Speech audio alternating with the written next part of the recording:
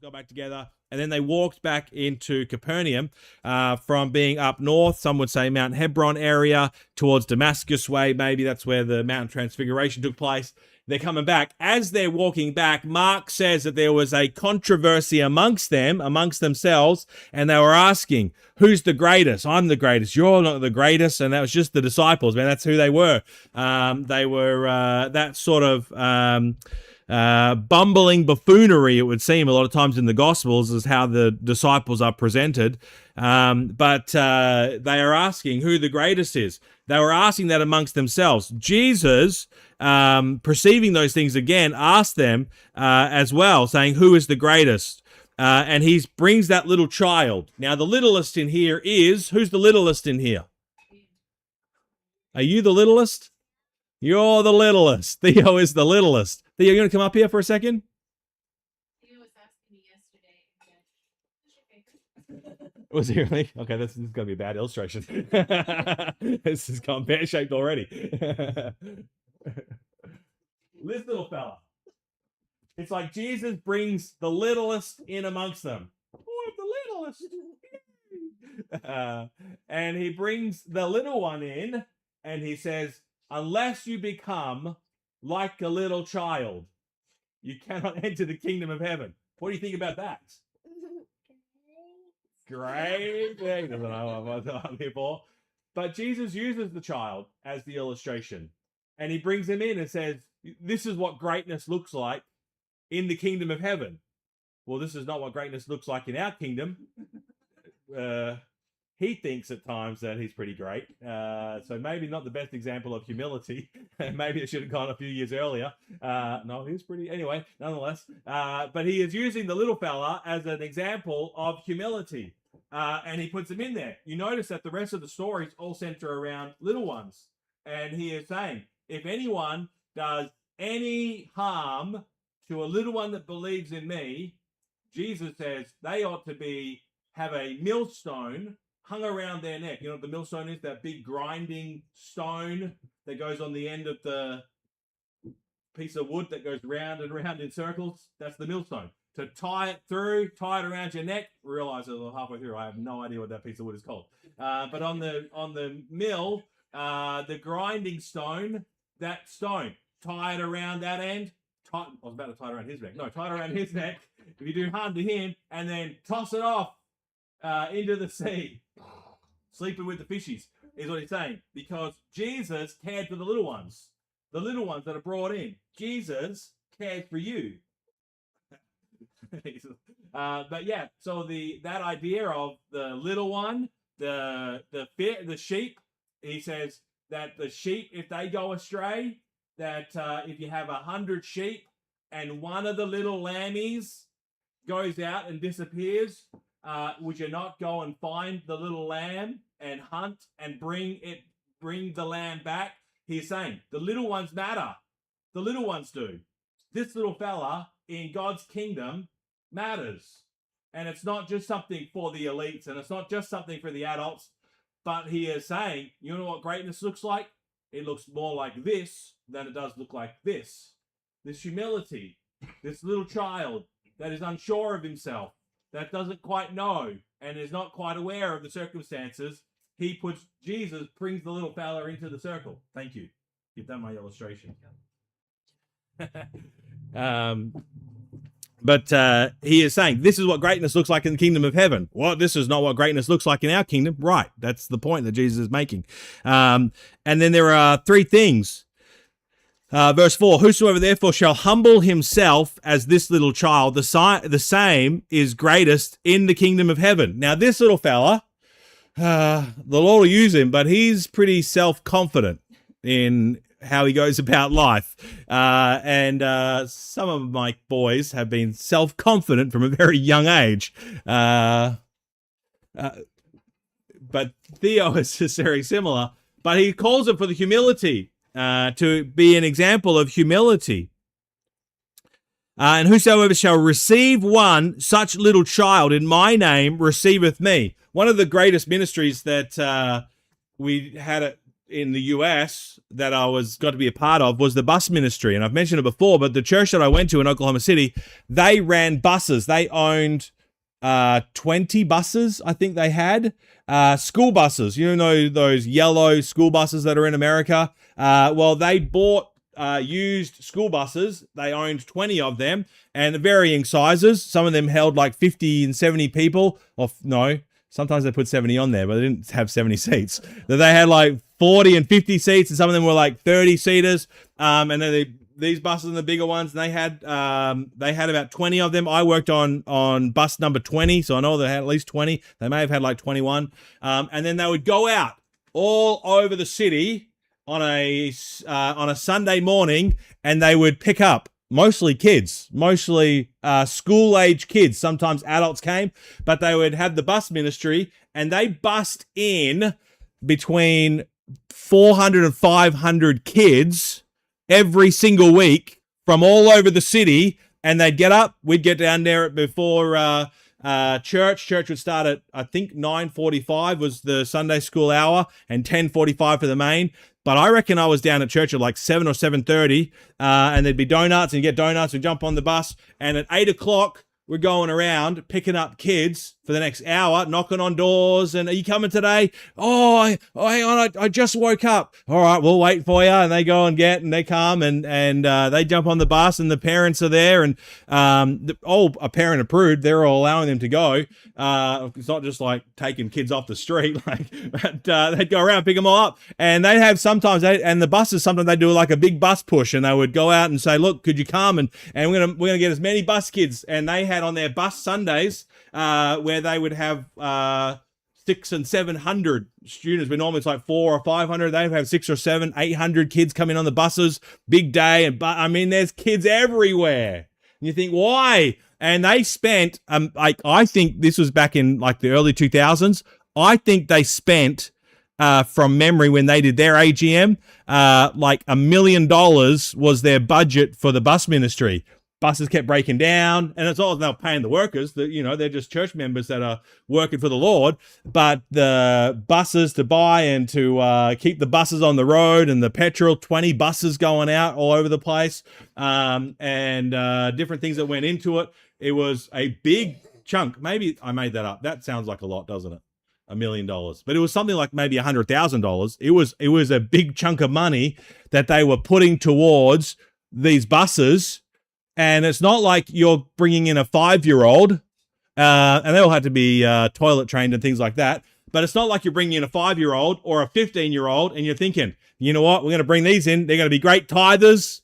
They're going to be great. They're going to really enhance the church, and we're going to be able to 500 people in. This is going to be big. No, you bring 500 kids into church, man, they are running amok. You have to have a lot of people to keep them in line in each class, and workers and stages. And they're running all over the place, and they're tipping chairs over, and they're all kinds of crazy stuff. But one thing that I loved about the bus ministry, in March of every year, they had a missions conference. And they would have, for a week, they would have a missions conference, and they would take up their faith promise missions giving. Now, that was $1 million. They usually got around $1 million back in the early 2000s that they would come in. $1 to $1.2 million would be pledged in this big church, and all that money would go out. So maybe it was $100,000 now that I think of it, because it came out of that. And $100,000 went to the bus ministry, and the other $900,000 went to like missionaries and different things, and Bible colleges and different endeavors. But they had a missions conference. In the missions conference, every year they'd have 3 nights during the week, maybe like a Monday, Tuesday, Wednesday, and the Sunday of the missions conference, and they take up their missions offering, and they'd have 5, 6, 7 different missionary families, sometimes 10 missionary families. They'd have services in the morning, they'd have services in the evening, and there'd be a different missionary that would be preaching in the morning, and a different missionary that was preaching in the evening, and they would present their work and all the videos that were shown as well of their ministries, of where they're going, or maybe they're back on furlough, what they've been doing. And the amazing thing is how many of those missionaries, either the actual men that were out going or their wives, said, and they gave up, and they stood up and gave their testimony before the church. And how many of them would say, I used to be a bus kid, because it wasn't just it wasn't just Southwest. The bus ministry was very popular all over the place in churches, not quite as big like that, but they might have one or two. The church that I worked at in Texas, they had 2 buses. And at that stage, Brother Ben, who was here last year, he headed up the bus ministry when he was like 20 and 22 years of age. And he was the one that was going out all over the neighborhood and inviting kids and telling to the parents and inviting them. And they'd take the bus and they'd come back in and they'd ride the bus to church in there and they'd pick up 20, 30, 40 kids and they'd come to Sunday school and church on a junior church on a Sunday morning. Anyway, those missionaries were standing up. One, not all of them, but at least 1 or 2 or 3 of them almost every single year would say, I used to ride the bus. I came to church because someone invited me and I came to church and I'd ride the bus, me and my sister or me and my brother, and we came along and I got saved and now I'm a missionary in wherever they were a missionary. Sometimes they're in Mexico and sometimes they were in Europe and some of them were in Asia and Africa, and they're missionaries all over the world, but they came via the bus ministry, which is amazing. To think like these children, they're not really that interested. We're not interested in children. They suck the resources. They take away from everything. But Jesus says, man, these little ones are precious to me. And if you receive them, you receive me. These little children, that little Theodore, that little gift of God is precious to God. And you don't look over them and say, I don't want to be messing with that. I remember Dan Preston, who I took over. He was the youth pastor at Liberty in Texas. I took over from him, and he left and took a church in Windsor, Colorado. But before he left, he preached a message one time on the Sunday evening, and he preached it out of Proverbs. And the proverb that he preached it of was, where no oxen are, the crib is clean, but there is much increase by the strength of the ox. And he gave, I never thought about the verse before, but where if you have a stable or a stall where you normally have all the animals and you have no oxen in that stable, it's clean. There's no drool, there's no pee, there's no poo, there's no just mess all over the ground, there's no mud. It's just clean. You can have a nice clean stable and a nice clean stall if you have no ox and you have no horse and you have no cattle and you have nothing in there. It's nice and clean. But he says there is much strength by the ox. So you have to be prepared to have some mess to gain the strength. And he made the application. He says oftentimes churches, when it comes to bus ministries, it's like, well, why are we doing this bus ministry stuff? Why are we doing the bus ministry? It costs a lot of money. The buses are always breaking down. It costs money to buy them, to insure them, and to fix them up when they break. And then you're going to get kids that can't really add anything. They're not really, they're not adding to it. If you look at it in a business sense, there's nothing that they're really adding. They're just destroying the place. They're climbing up the walls. They're breaking the chairs. They're doing things and going somewhere where they're not supposed to be. And it's a mess. But as he said, there's great increase by that. And sometimes churches will get to a place, and they get to a place they're like, oh, we don't want to do that bus ministry stuff and deal with those kids anymore because we'd just much rather be older, and we'd much rather just be not handle that mess and not deal with all that sort of stuff and just forget about the children's ministries because they're just hassles. We'd much rather just be clean and neat and tidy and everything unbroken and everything where we left it and all of those things. And you can get to a place in church that says it's like, we just want comfort and ease and just the place neat and tidy. And he's right. That can be the case if you have no ox. And it can be the case if you have no horse and you have no cattle and you have no sheep. It can be neat and tidy all the time. And we went to an older couple's house not that long ago, and they had lots of little trinkets, lots of little different Christmas ornaments. And the dear old lady who set up all the instruments, she has all these Christmas ornaments that she's collected from all over the world. And we went there to visit her, and there was our kids, and at that stage maybe it was Gemma. Might have been Gemma was the youngest one at that stage. And it was the poor old dear was very nervous at these little hands that wanted to touch everything that she had set up. And so you get to a stage in life where you're happy for everything just to be as it is. And kids have a way of messing with that. And yet Jesus is saying, those little ones, they matter. They care. Little people, young people can trust Jesus as their savior.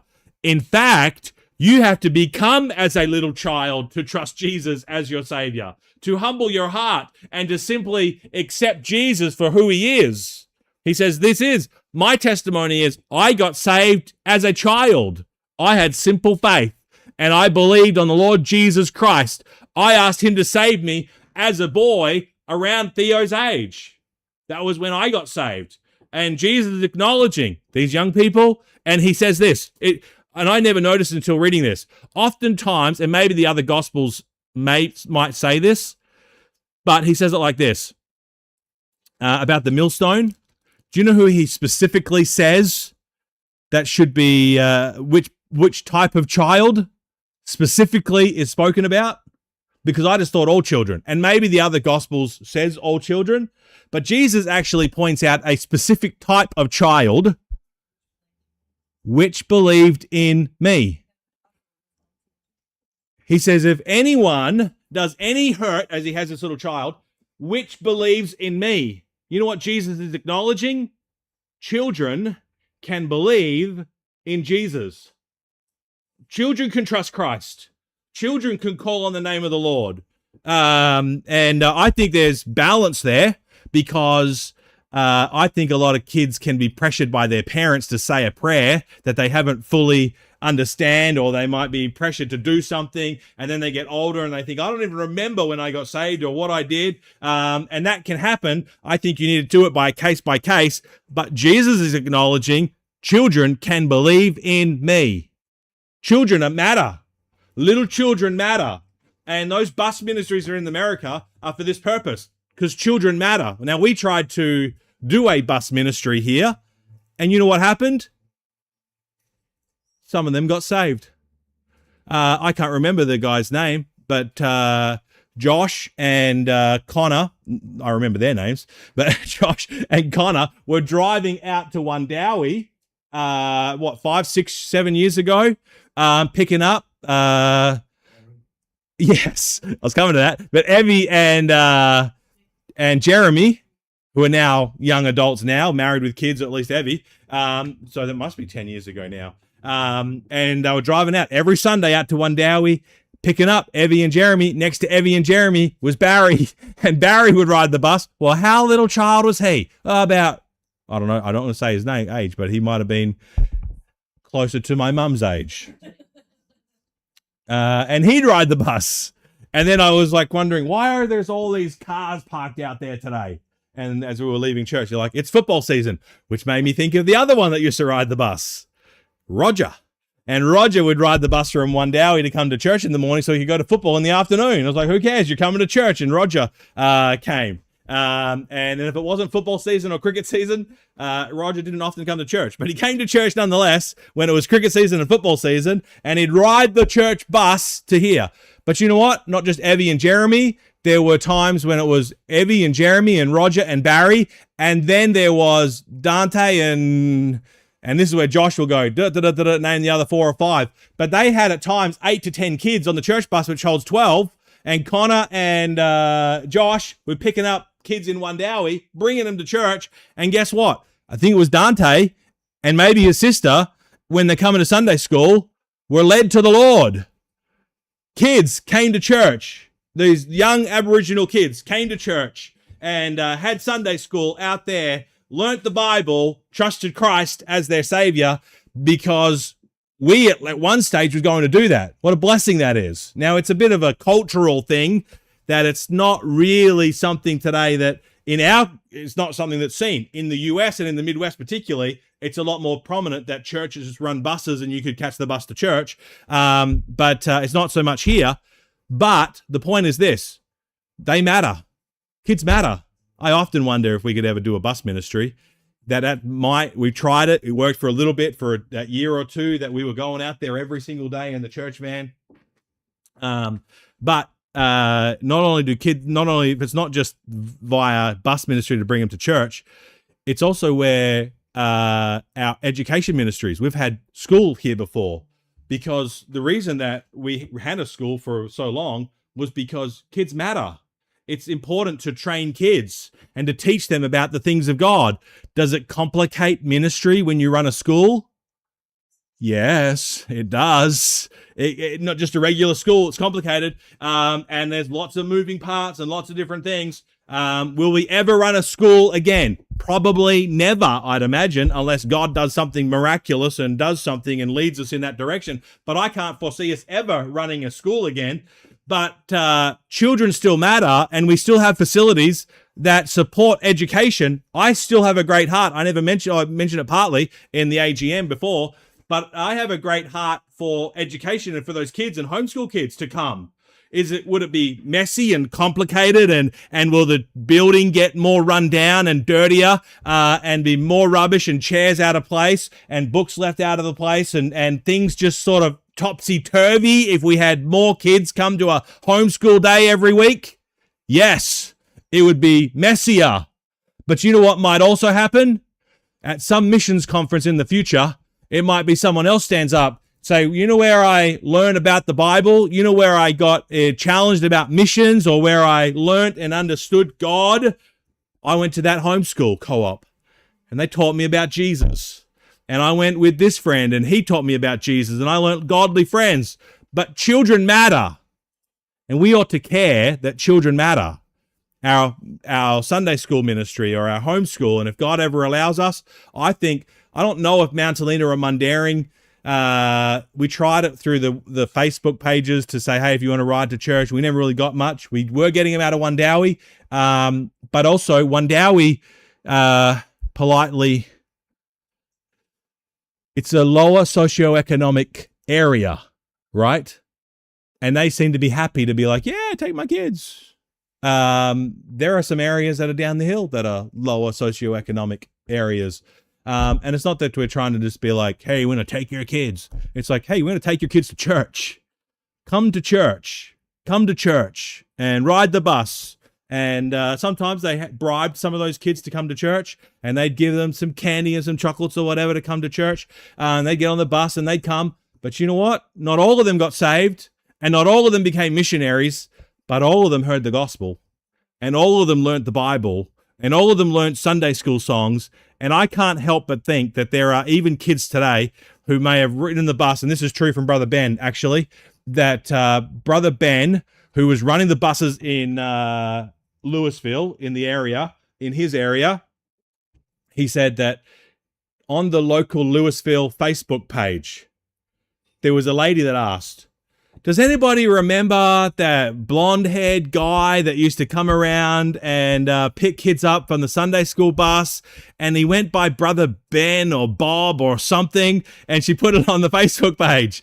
And then he saw it. It was like, yeah, it's like, that's me. It was me. I'm the Brother Ben. I'm the blonde-haired tall guy that was picking kids up. And because she was saying, because I'd like to really get back into church, and I'm trying to reconnect. And he reconnected with that person. They came to church again. She was married, or at least had kids and a family of her own, that she used to ride the bus, and now she was 20 or 30 years of age. And now she's looking to reconnect with what she was learnt from the buses from a young age. That's why Jesus says, what about all this greatness? Who's the greatest? Who's the richest, the wealthiest, the most influential? How can we get them into church? Now, there are lots of churches out there that are seeking the wealthy, the influential, the ones that will bring status. But Jesus says, you know who really matters in the kingdom of heaven? These little ones. They matter. And don't overlook them, because that little Theodore is precious in the sight of God. He goes all embarrassed, and maybe I did it deliberately for that reason. But he is precious in the sight of God. So let us not just look over people. If someone comes into church and they're not as wealthy, and they're not maybe as put together, and they're not whatever we might expect or hope, then we ought to be as Jesus. He cares about the least and the little and those children with great opportunities. And so I want to encourage you tonight not to overlook people like they're not worth our time and our attention. Jesus says the littlest, the little ones are important, and even those little ones raised and trained right. And there's a little one down here, a little bit bigger one, raised and trained right, grown up in the house of God. Who knows what God will do with them? And so let's be praying and asking God, how do we reach even the children? To reach the children with the gospel. Let's close in prayer, shall we?